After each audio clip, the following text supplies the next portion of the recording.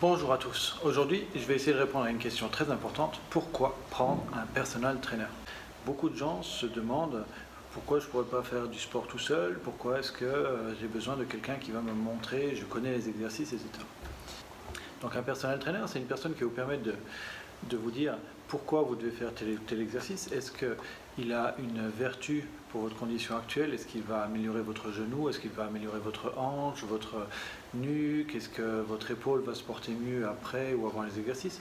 Donc l'idée, ça va être de savoir pourquoi on va faire les choses, quel est le but caché derrière les exercices.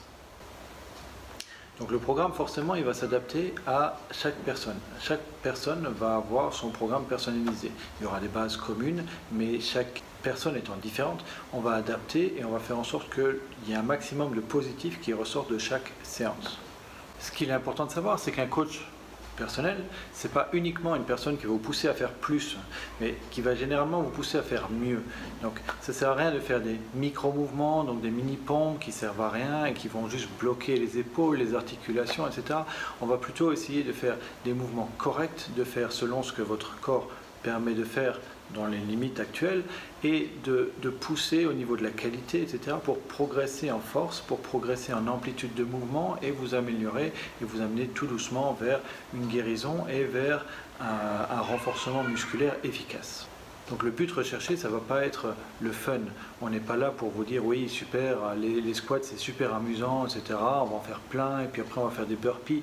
Non, le but c'est qu'on va vous amener une valeur supplémentaire. Cette valeur supplémentaire, ça va être de renforcer votre posture, d'améliorer, de donner de la condition, de savoir qu'en faisant tel ou tel exercice, on améliore votre proprioception.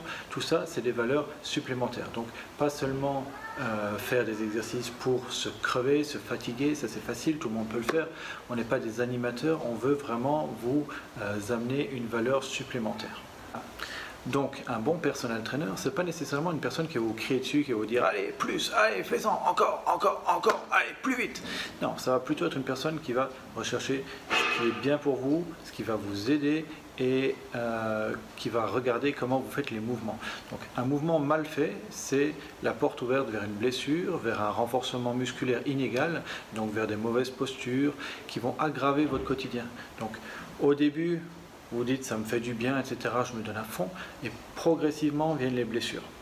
Donc si après 3, 4, 6 mois ou après plusieurs semaines vous sentez des blessures, c'est que votre personal trainer a mal fait son travail et vous a dirigé tout droit vers le mur. Donc ce que nous on essaie de faire, c'est de faire qu'il n'y ait pas de mur, donc que votre évolution se fasse sur le long terme et que vous n'ayez pas d'obstacle qui va vous freiner et vous amener à devoir arrêter votre activité, telle qu'une blessure ou carrément pire. Un bon personal trainer, c'est également une personne qui va vous poser les questions, qui va savoir dans quel état de forme vous êtes aujourd'hui, parce que vous pouvez très bien avoir très mal dormi la nuit, et donc vous aurez difficile à faire des mouvements très musculaires, parce que ceux-là vont avoir un impact nuisible, c'est-à-dire que en ayant fait une très mauvaise nuit, vos muscles vont être un petit peu trop contractés et donc ils vont avoir du mal à se détendre. Donc si vous faites un entraînement en explosivité, pliométrie ou autre, vous allez vous blesser. Parce que le muscle qui devrait se détendre et se contracter va simplement se déchirer parce qu'il aura été sollicité trop brusquement.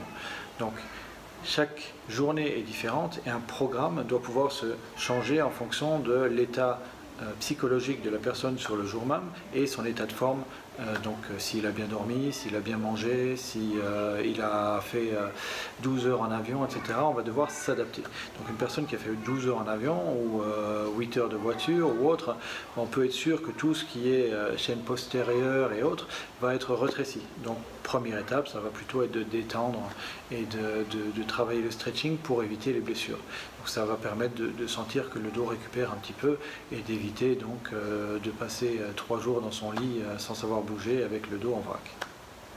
Ce que vous devez savoir, c'est que quand vous faites appel à un personal trainer, l'idée, ça va vraiment être d'améliorer votre condition, d'arriver à des objectifs. On définit les objectifs ensemble et on les atteint ensemble. Il y a toute cette partie-là.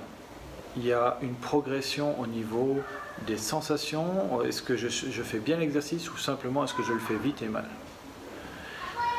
Donc c'est un métier qui demande beaucoup de savoir-faire, beaucoup d'analyse, beaucoup d'expérience et un intérêt donc, pour la chose. Donc, un bon coach doit toujours se remettre en question, apprendre les nouvelles techniques et faire en sorte d'être toujours à la page. Sur ce, j'espère que vous comprendrez qu'être coach, ça ne s'improvise pas, qu'on a besoin de gens qui sont compétents, qu'il faut bien choisir son coach en fonction de ce qu'il fait, en fonction des résultats qu'il a eus. Nous donnons les recettes, maintenant c'est à vous de les suivre ou non. Vous pouvez nous donner vos objectifs, on vous donnera la marche à suivre qui va vous permettre d'arriver là.